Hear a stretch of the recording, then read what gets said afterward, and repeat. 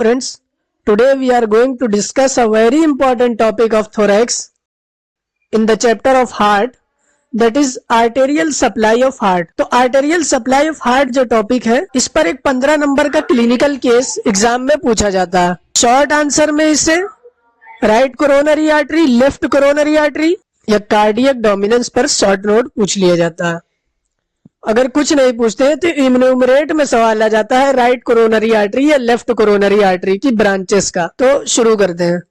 तो जो arterial supply है हार्ट की, ये कोरोनरी आर्टरीज से होती है और हमारे हार्ट में 2 कोरोनरी आर्टरी पाई जाती हैं जो कि असेंडिंग एओर्टा से अराइज होती हैं, और ये कोरोनरी सल्कस में जाकर, जो हमने कल एट्रियोवेंट्रिकुलर ग्रूव पढ़ा था और बताया था कि इसे कोरोनरी सल्कस कहते हैं, ये कोरोनरी सल्कस में जाकर अपनी ब्रांचेस देती है और पूरे हार्ट को सप्लाई करती है। तो जैसा कि सारे ऑर्गन्स की तरह हार्ट भी एक मस्कुलर ऑर्गन है, उसे भी ब्लड सप्लाई की जरूरत है ऑक्सीजन सप्लाई के लिए। तो कोरोनरी आर्टरी के कुछ फीचर्स यहाँ पर बताए गए हैं। जब हमारा हार्ट डायस्टोल होता है तब कोरोनरी आर्टरी से ब्लड फ्लो होता है। जो लेफ्ट कोरोनरी आर्टरी है ये लार्जेस्ट होती है और ये ज्यादातर मायोकार्डियम को यही सप्लाई करती है, क्योंकि लेफ्ट साइड जो होता है हार्ट का वो ज्यादा मस्कुलर होता है और उसको पूरे बॉडी में ब्लड पंप करना होता है। ये जो कोरोनरी आर्टरीज होती हैं ये फंक्शनल एंड आर्टरीज होती हैं, ये आगे जाकर खत्म हो जाती हैं, लेकिन ये अपनी ब्रांचेस से जो है लेफ्ट और राइट आपस में एनास्टमोसिस तो करती है, लेकिन अगर कोई थ्रोम्बोसिस हो जाए तो ये उस केस में कंपनसेट नहीं कर पाएंगी, यानी उनसे कोलेटरल सर्कुलेशन नहीं होता।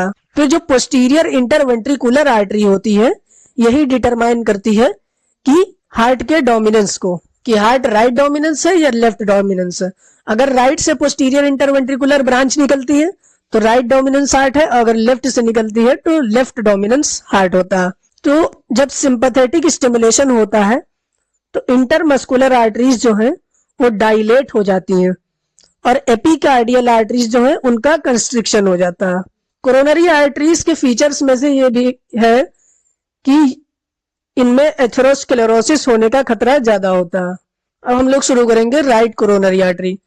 तो जो राइट कोरोनरी आर्टरी है ये लेफ्ट कोरोनरी आर्टरी से छोटी होती है और ये एंटीरियर एओर्टिक साइनस से निकलती है, असेंडिंग एओर्टा से। तो ये जैसा कि डायग्राम दिखाया गया क्रॉस सेक्शनल डायग्राम है, इसमें ये असेंडिंग एओर्टा है, इसमें 3 साइनस पाए जाते हैं। तो जो एंटीरियर एओर्टिक साइनस होता है वहां से हमारी राइट कोरोनरी आर्टरी अराइज होती है। अब कोरोनरी आर्टरी राइट वाली के अगर कोर्स की बात करें तो 2 सेगमेंट होते हैं। जो पहला सेगमेंट होता है ये सबसे पहले फॉरवर्ड और राइट की तरफ इमर्ज होता है हार्ट के सरफेस पे आने के लिए। तो जो पल्मोनरी ट्रंक होती है और राइट ऑरिकल होता है, राइट ऑरिकल क्या बताया था हमने कि जो राइट एट्रियम का एक्सटेंशन होता है उसे हम लोग राइट ऑरिकल कहते हैं। ये इनके बीच से होकर के हार्ट के सरफेस पर आती है राइट कोरोनरी आर्टरी। ये डाउनवर्ड रन करती है और राइट एंटीरियर कोरोनरी सल्कस में आ जाती है at the junction of right and inferior border of the heart. जैसा कि इस डायग्राम में दिखाया गया कि राइट कोरोनरी आर्टरी ये राइट एट्रियोवेंट्रिकुलर सल्कस में आके या कोरोनरी सल्कस में आके डाउनवर्ड रन करती है और फिर यहाँ पर ये इंफीरियर बॉर्डर और राइट बॉर्डर के जंक्शन पे आ जाती है। इससे भी बेटर डायग्राम है, यहाँ पर दिखाया गया पल्मोनरी ट्रंक और असेंडिंग एओर्टा के बीच से निकलती है और फिर एट्रियोवेंट्रिकुलर सल्कस जो होता है राइट वाला या राइट कोरोनरी सल्कस होता है उसमें आती है, डाउनवर्ड रन करती है और यहाँ पर ये जो इधर से हार्ट का राइट बॉर्डर था और ये वाला इंफीरियर बॉर्डर था, इनका जहां पे जंक्शन होता है यहाँ पर तक के आती है। फिर जो इसका सेकंड सेगमेंट होता है वो राउंड हो जाता है इंफीरियर बॉर्डर के डायफ्रामेटिक सरफेस में, यानी जो सेकंड सेगमेंट है वो इंफीरियर बॉर्डर से राउंड होके डायफ्रामेटिक सरफेस या इंफीरियर सरफेस में चला जाता है। फिर ये बैकवर्ड रन करती है और लेफ्ट की तरफ जाती है in the right posterior coronary sulcus to reach the crux of the heart. फिर ये बैकवर्ड और लेफ्ट की तरफ जाती है, लेफ्ट की तरफ यहाँ पर पोस्टीरियर कोरोनरी सल्कस पाया जाता है। ये राइट कोरोनरी आर्टरी है और ये पोस्टीरियर राइट कोरोनरी सल्कस में आती है इंफीरियर बॉर्डर से होते हुए। और ये क्रक्स ऑफ द हार्ट पर पहुंच जाती है। हार्ट का क्रक्स क्या होता है? जहां पर दोनों एंटीरियर, जहां एट्रियोवेंट्रिकुलर और इंटरवेंट्रिकुलर सल्कस और इंटर एट्रियल सल्कस जो होते हैं आप आकर मीट करते हैं, उस पॉइंट को हम लोग कहते हैं क्रक्स ऑफ हार्ट। तो ये पोस्टीरियर राइट कोरोनरी सल्कस से होते हुए क्रक्स ऑफ हार्ट तक पहुंच जाती है। फिर 60% केस में क्या होता है कि जो लेफ्ट सर्कमफ्लेक्स ब्रांच होती है लेफ्ट कोरोनरी आर्टरी की, ये उसके साथ एनास्टमोसिस करती है क्रक्स ऑफ हार्ट पे। तो अब हम लोग राइट कोरोनरी आर्टरी की ब्रांचेस के बारे में बात करेंगे। तो जो राइट कोरोनरी आर्टरी, यहाँ पर इन्होंने लिखा कि एंटीरियर एओर्टिक साइनस से निकलती है असेंडिंग एओर्टा के, फिर right part of atrioventricular groove में चली जाती है। ये यहाँ पर 6 ब्रांचेस देती है। एग्जाम में इन्यूमरेट के लिए जो सवाल आते हैं उसमें हमें सिर्फ ब्रांचेस लिख देनी होती हैं। जो सबसे पहली ब्रांच है वो right conus artery, right anterior interventricular branch 3 से 4 होती है। Right marginal artery, atrial branches जो कि 2 से 3 होती है, और राइट पोस्टीरियर वेंट्रिकुलर ब्रांच जो कि 2 से 3 होती है। 60% इंडिविजुअल्स में ऐसे नोडल आर्टरी भी राइट पोस्टीरियर वेंट्रिकुलर ब्रांच से निकलती है। पोस्टीरियर इंटरवेंट्रिकुलर आर्टरी 90% लोगों में राइट कोरोनरी आर्टरी से निकलती है। उससे निकलती है septal branches, AV nodal branch और वेंट्रिकुलर ब्रांचेस। अब हम लोग हर एक ब्रांच के बारे में डिटेल में बात करेंगे। तो सबसे पहले बात करेंगे एट्रियल ब्रांच की। तो ये एंटीरियर में होती है, पोस्टीरियर में होती है और लेटरल में होती है। इसमें से एक एट्रियल ब्रांच ऐसी होती है जिसको हम लोग एसे नोडल आर्टरी कहते हैं, जो कि एसे नोड को सप्लाई करती है, जो हमारे हार्ट का पेसमेकर है। ये राइट कोरोनरी आर्टरी से 60% इंडिविजुअल्स में अराइज होती है और 40% केस में ऐसा होता है कि जो एसे नोडल आर्टरी होती है वो लेफ्ट सर्कमफ्लेक्स ब्रांच से अराइज होती है। तो जैसा कि इस डायग्राम में दिखाया गया, ये हार्ट का स्ट्रक्चर है और ये जो आर्टरीज निकल रही है इस राइट कोरोनरी आर्टरी, ये यहाँ से जो ब्रांचेस निकल रही है ये एट्रियल ब्रांचेस है राइट कोरोनरी आर्टरी। फिर इस डायग्राम में दिखाया गया पोस्टीरियर ब्रांचेस है जो कि एट्रियम को सप्लाई कर रही है, पोस्टीरियर एट्रियल ब्रांचेस है।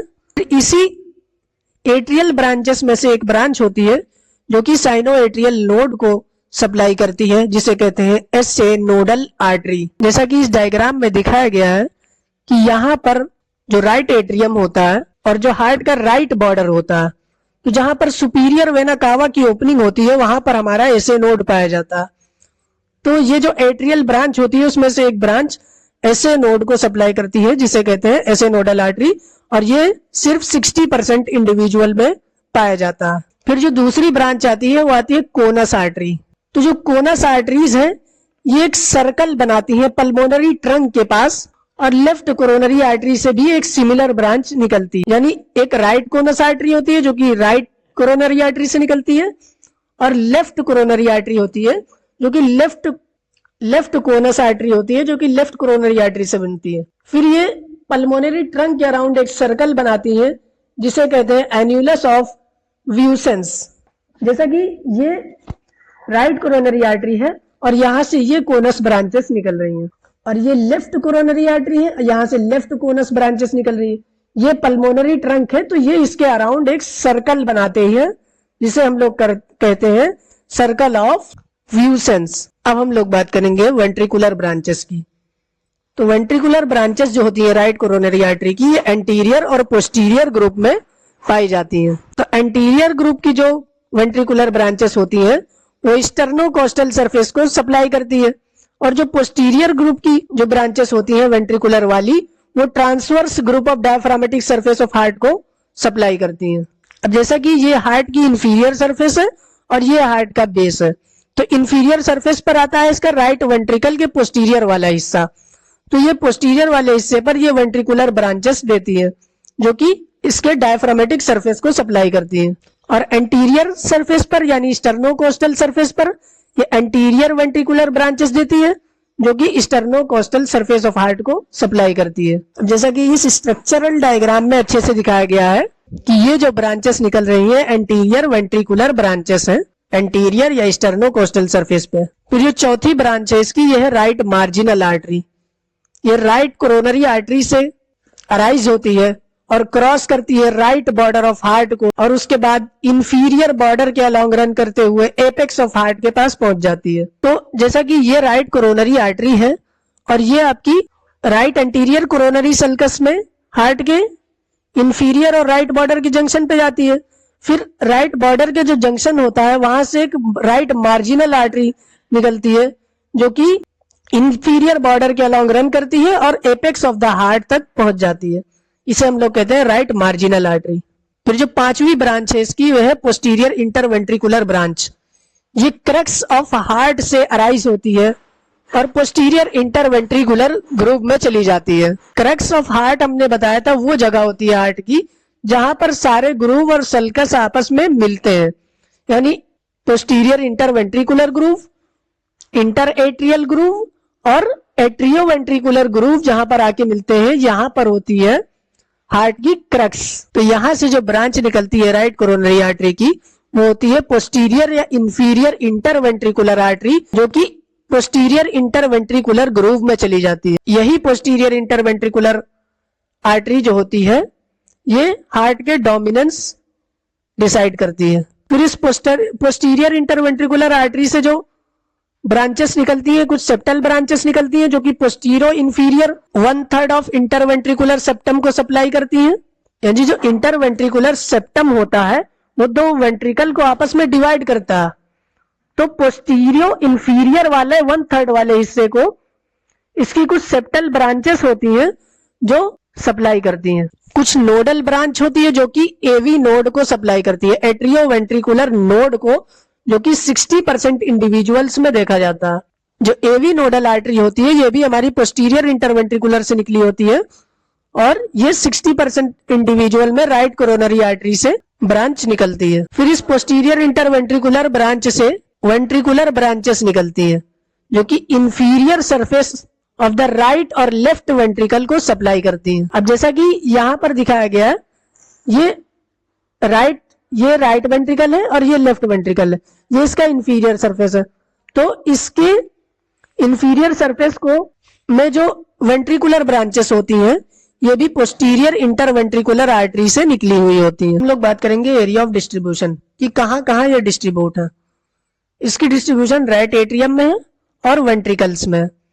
तो जो ग्रेटर पार्ट होता है राइट वेंट्रिकल का वो राइट कोरोनरी आर्टरी से सप्लाई होता है, एक्सेप्ट जो एरिया एंटीरियर इंटरवेंट्रिकुलर ग्रूव के एडजॉइनिंग होता है उसे छोड़ के, क्योंकि एंटीरियर इंटरवेंट्रिकुलर ग्रूव 90% केस में लेफ्ट कोरोनरी आर्टरी से सप्लाई होता है। यानी जो हमारा लेफ्ट राइट वेंट्रिकल है ये पूरा राइट कोरोनरी आर्टरी से सप्लाई हो रहा है, एक्सेप्ट ये जो इंटरवेंट्रिकुलर ग्रूव वाला एरिया ये लेफ्ट कोरोनरी आर्टरी से सप्लाई होता है 90% केसेस में।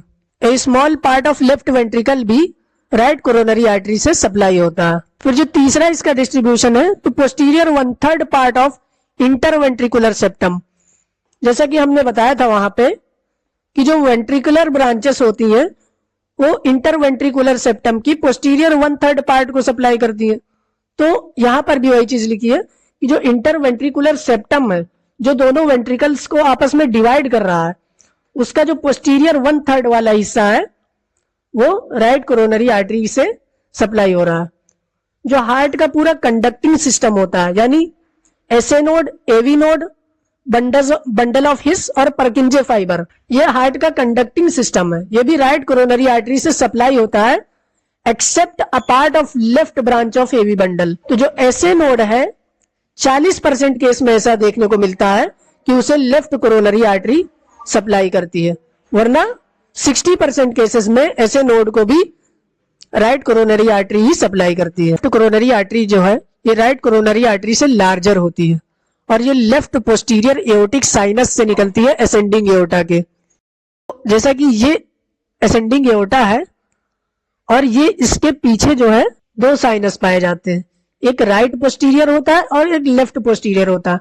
एंटीरियर में एक ही साइनस पाया जाता है तो उससे राइट कोरोनरी आर्टरी निकलती है, और जो लेफ्ट में पोस्टीरियर में लेफ्ट एओर्टिक साइनस होता है उससे हमारी निकलती है लेफ्ट कोरोनरी। फिर अगर इसकी कोर्स की बात करें तो सबसे पहले ये फॉरवर्ड रन करती है और लेफ्ट की तरफ जाती है और पल्मोनरी ट्रंक और लेफ्ट ऑरिकल के बीच में इमर्ज हो जाती है। लेफ्ट ऑरिकल क्या है?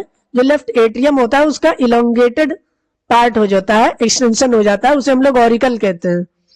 तो पल्मोनरी ट्रंक और लेफ्ट ऑरिकल के बीच में इमर्ज हो जाती है।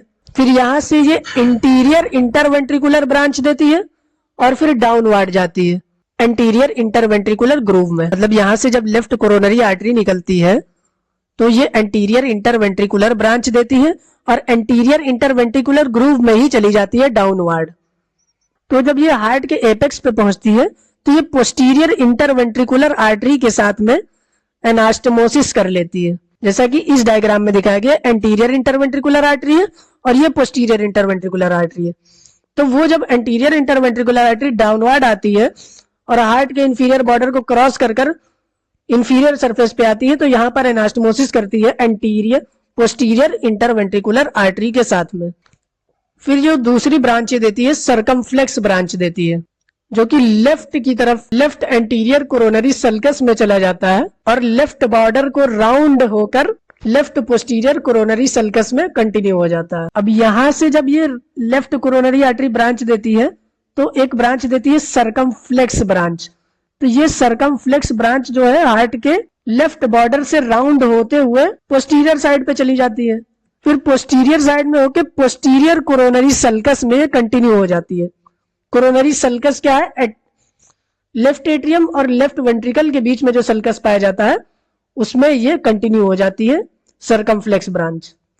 ये राइट कोरोनरी आर्टरी के साथ एनास्टमोसिस कर लेती है पोस्टीरियर इंटरवेंट्रिकुलर ग्रूव के पास। तो ये सर्कमफ्लेक्स आर्टरी हमारी लेफ्ट कोरोनरी आर्टरी से निकली, लेफ्ट कोरोनरी आर्टरी से लेफ्ट की तरफ रन हुई और हार्ट के लेफ्ट बॉर्डर को राउंड करते हुए पोस्टीरियर लेफ्ट कोरोनरी सल्कस में चली गई। फिर लेफ्ट कोरोनरी सल्कस में आने के बाद पोस्टीरियर इंटरवेंट्रिकुलर ग्रूव के पास ये राइट कोरोनरी आर्टरी के साथ में एनास्टमोसिस कर लेती है। अब हम लोग लेफ्ट कोरोनरी आर्टरी की ब्रांचेस के बारे में बात करेंगे। तो इसमें जो सबसे पहली ब्रांच आती है इंटीरियर इंटरवेंट्रिकुलर आर्टरी, जिसको हम लोग लेफ्ट एंटीरियर डिसेंडिंग आर्टरी भी कहते हैं। इस एंटीरियर इंटरवेंट्रिकुलर आर्टरी से 3 ब्रांचेस निकलती हैं। सबसे पहले एंटीरियर वेंट्रिकुलर ब्रांच, जो कि sternocostal surface of the right and left ventricle को सप्लाई करती है। तो ये जो ब्रांच निकलती है एंटीरियर इंटरवेंट्रिकुलर आर्टरी, ये वेंट्रिकुलर ब्रांचेस देती है। ये छोटी छोटी जो ब्रांचेस निकल रही है वेंट्रिकुलर ब्रांचेस, जो कि राइट और लेफ्ट वेंट्रिकल के स्टर्नोकोस्टल या एंटीरियर सरफेस को सप्लाई करती है। फिर जो दूसरी ब्रांच इससे निकलती है वो डायगोनल ब्रांच निकलती है। एंटीरियर वेंट्रिकुलर आर्टरी ये भी वेंट्रिकुलर आर्टरी ही है, लेकिन ये सबसे लार्जेस्ट होती है। जहां पर एंटीरियर इंटरवेंट्रिकुलर आर्टरी और लेफ्ट सर्कमफ्लेक्स आर्टरी का जंक्शन होता है, ये वहां से निकलती है। एंटीरियर वेंट्रिकुलर आर्टरी है और ये सर्कमफ्लेक्स आर्टरी है। तो ये सर्कमफ्लेक्स आर्टरी से यहाँ पे जंक्शन होता है इसका, तो इस जंक्शन से यहां पर निकलती है डायगोनल आर्टरी।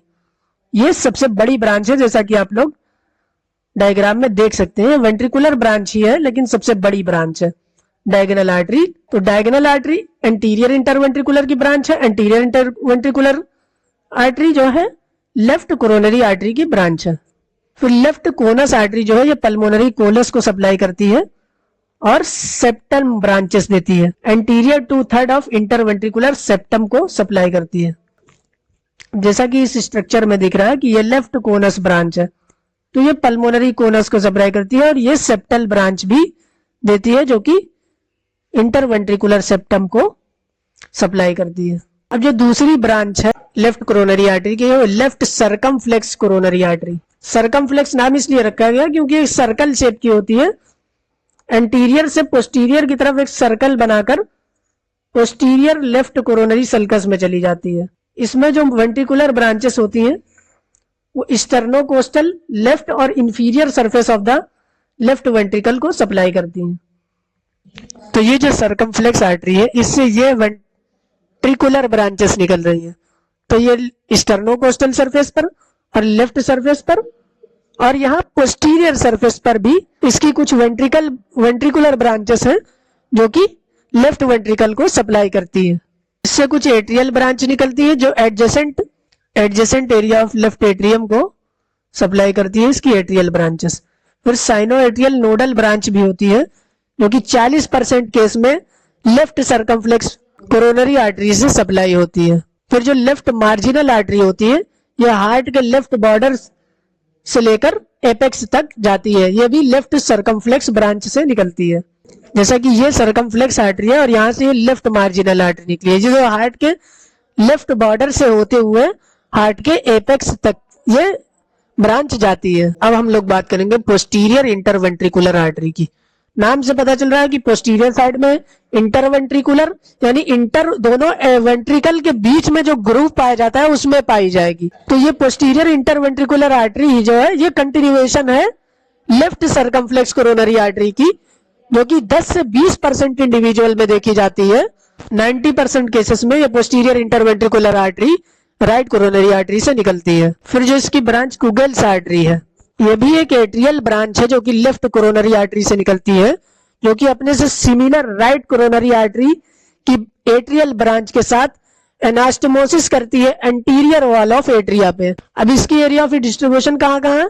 ये लेफ्ट एट्रियम को सप्लाई करती है वेंट्रिकल में, greater part of left ventricle except area adjoining the posterior interventricular groove, यानी ये लेफ्ट वेंट्रिकल के ग्रेटर पार्ट को सप्लाई करती है। लेकिन जो पोस्टीरियर इंटरवेंट्रिकुलर ग्रूव के पास वाली एरिया होती है इसे राइट कोरोनरी आर्टरी सप्लाई करती है, इसे लेफ्ट कोरोनरी आर्टरी सप्लाई नहीं करती है। राइट वेंट्रिकल का एक स्मॉल पार्ट जो होता है और उसका जो एडजॉइनिंग थोड़ा सा पार्ट होता है वो एंटीरियर इंटरवेंट्रिकुलर ग्रूव के पास वाला वो लेफ्ट कोरोनरी आर्टरी से सप्लाई होता है, क्योंकि एंटीरियर इंटरवेंट्रिकुलर ग्रूव में जो आर्टरी पाई जाती है लेफ्ट कोरोनरी आर्टरी की ब्रांच है। तो एंटीरियर इंटरवेंट्रिकुलर ग्रूव के पास वाला जो हिस्सा होता है राइट वेंट्रिकल का वो लेफ्ट कोरोनरी आर्टरी से सप्लाई होता है। फिर जो एंटीरियर 2/3 होता है इंटरवेंट्रिकुलर सेप्टम का, जो सेप्टम दोनों वेंट्रिकल को आपस में डिवाइड करता है, उसका जो एंटीरियर 2/3 वाला हिस्सा होता है वो लेफ्ट कोरोनरी आर्टरी से सप्लाई होता है।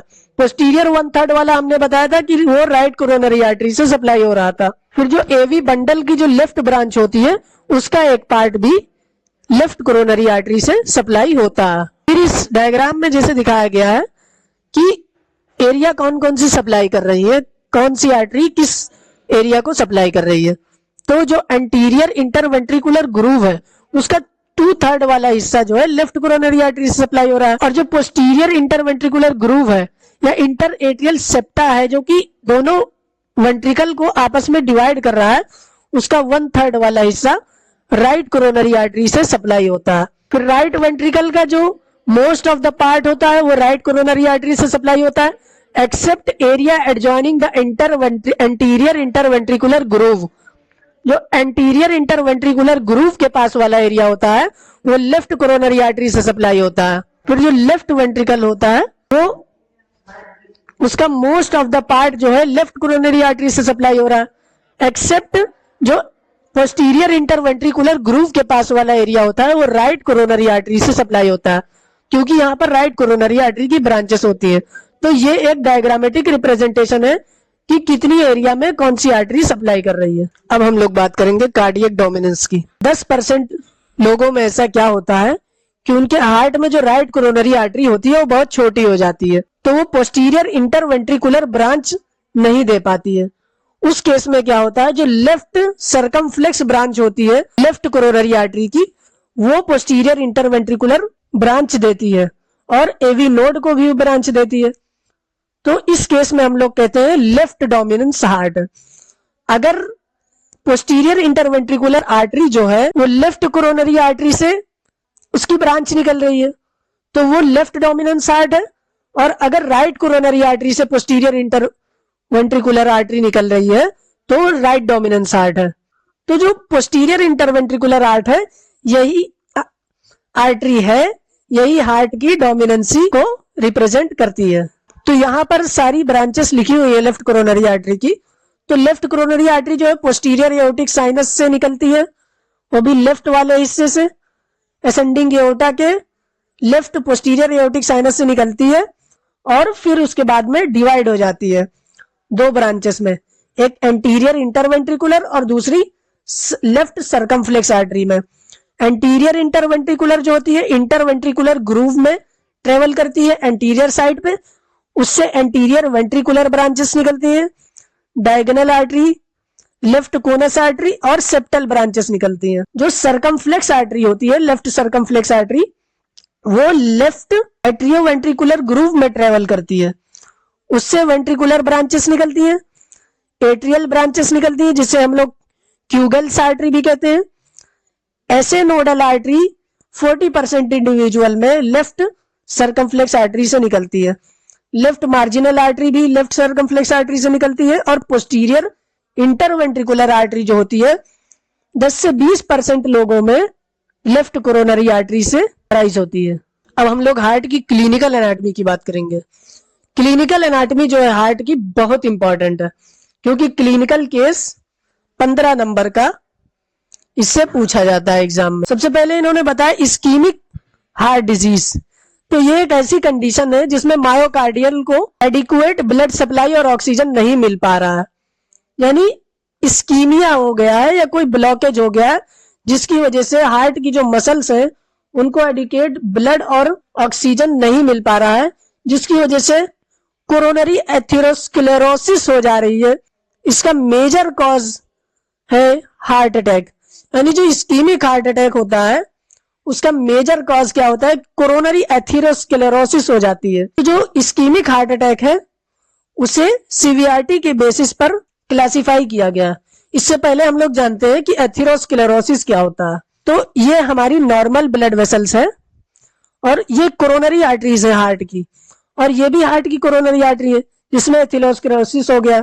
तो इसमें क्या होता है कि कोलेस्ट्रॉल या मैक्रोफाज, कैल्शियम या कोई भी चीज आकर अगर यहाँ पर डिपॉजिट होने लगती है, इसकी वजह से जो इसका ल्यूमेन होता है आर्टरी का वो नैरो हो जाता है। एडिक्वेट ब्लड सप्लाई और ऑक्सीजन इस आर्टरी को नहीं मिलता है और हार्ट की उस मसल्स को नहीं मिलता है, तो उस कंडीशन में क्या होता है, ऑब्स्ट्रक्शन हो जाता है और एथेरोस्क्लेरोसिस हो जाती है, जिससे आर्टरीज हार्ड हो जाती है।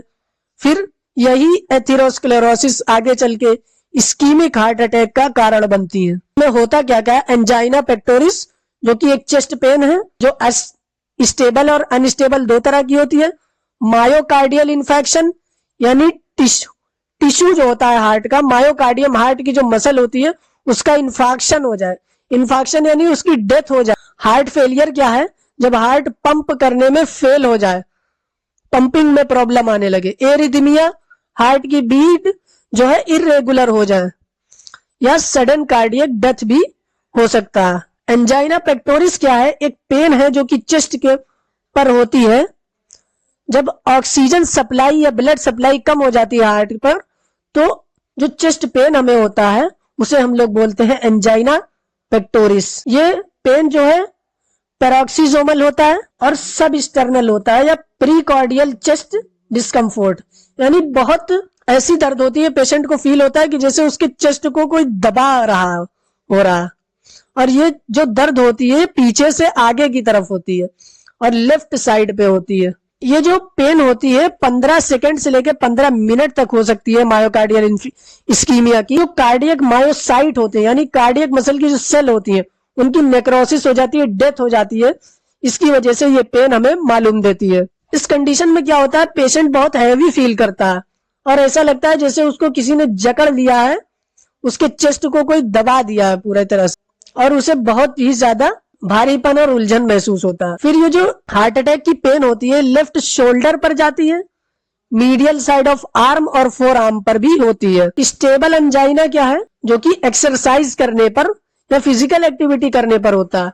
लेकिन अनस्टेबल एंजाइना क्या है, जो कि रेस्ट करने पर होता है और 20 मिनट से ज्यादा तक दर्द होता है, वो है अनस्टेबल एंजाइना, जिसकी वजह से ये पेन रिलीफ हो जाएगा। अब जैसा कि इस डायग्राम में दिखाया गया है कि ये हमारा हार्ट है और ये जितनी स्किन इन्होंने हाईलाइट की है इतनी जगह पर हार्ट अटैक का रिफर्ड पेन हो सकता है, चेस्ट पर, शोल्डर पर और मीडियल साइड ऑफ आर्म पर और फोर आर्म पर। फिर आता है मायोकार्डियल इन्फेक्शन या हार्ट अटैक। अगर सडन ऑक्लूजन हो जाए किसी कोरोनरी आर्टरी की ब्रांच में, जिसकी वजह से कंप्लीट ब्लड सप्लाई का लॉस हो जाए एक स्पेसिफिक एरिया ऑफ हार्ट में, यानी हार्ट का कोई स्पेसिफिक एरिया हो, वहां पर जो कोरोनरी आर्टरी की ब्रांचेस निकल रही हो उसका कंप्लीट ब्लड सप्लाई ब्लॉक हो जाए, तो उस कंडीशन को हम लोग कहते हैं मायोकार्डियल इन्फेक्शन। इन्फेक्शन का मतलब क्या है? रिड्यूस्ड ब्लड सप्लाई, और ये फाइनली नेक्रोसिस में चली जाती है, टिश्यू का डेथ हो जाता है। तो मायोकार्डियल इन्फेक्शन, इसी को हम लोग हार्ट अटैक भी कहते हैं। इसमें कुछ सिम्टम्स आते हैं जैसे कि एंजाइना पेक्टोरिस, यानी पेक्टोरल रीजन में हमारे लेफ्ट साइड में पेन होता है जो कि 30 मिनट तक रह सकता है। इसमें इस कंडीशन में पेशेंट को नोजिया होगा, वोमिटिंग होगी, सांस जल्दी जल्दी लेगा और उसको पसीना आएगा। ये हार्ट अटैक के सिम्टम्स हैं। अब यहाँ पर बताया गया कि कौन कौन सी वेसल्स हैं जो कोरोनरी ऑक्लूजन में कॉमनली इन्वॉल्व हो जाती हैं। तो एंटीरियर इंटरवेंट्रिकुलर आर्टरी जो होती है, जो कि left ascending artery, left anterior descending हम लोग कहते हैं, 40 से 50% केस में ऐसा होता है कि एंटीरियर इंटरवेंट्रिकुलर आर्टरी ब्लॉक हो जाती है, उसका ऑक्लूजन हो जाता है। 30 से 40% केसेस में राइट कोरोनरी आर्टरी का ऑक्लूजन होता है, और 15 से 20% केसेस में ऐसा होता है कि लेफ्ट सर्कमफ्लेक्स कोरोनरी आर्टरी का ऑक्लूजन होता है। अब कार्डियक अरेस्ट क्या है? कार्डियक अरेस्ट एक sudden loss of blood flow है, जिसकी वजह से हार्ट का पंपिंग फंक्शन जो होता है वो फेल हो जाता है। यानी अचानक से क्या होता है, ब्लड फ्लो का लॉस होता है और हार्ट पंप करना बंद कर देता है, उसे हम लोग कहते हैं कार्डियक अरेस्ट। पेशेंट की सडनली डेथ हो जाती है। इसका जो मोस्ट कॉमन काज क्या है कार्डियक अरेस्ट का, वो है मायोकार्डियल इन्फेक्शन, जिसे हम लोग हार्ट अटैक कहते हैं। अगर बहुत सीवियर हार्ट अटैक आ गया और एकदम अचानक से ब्लड फ्लो खत्म ही हो गया हार्ट का, जिसकी वजह से हार्ट पंप ही नहीं कर पाया, उस कंडीशन को कार्डियक अरेस्ट कहते हैं। फिर कोरोनरी एंजियोग्राफी प्रोसीजर है, जिसमें हम लोग एक्स रेस का इस्तेमाल करके कोरोनरी आर्टरीज को देखते हैं और उनकी ब्रांचेस को देखते हैं कि उसमें कोई नैरोइंग या ऑक्लूजन या ब्लॉकेज तो नहीं है।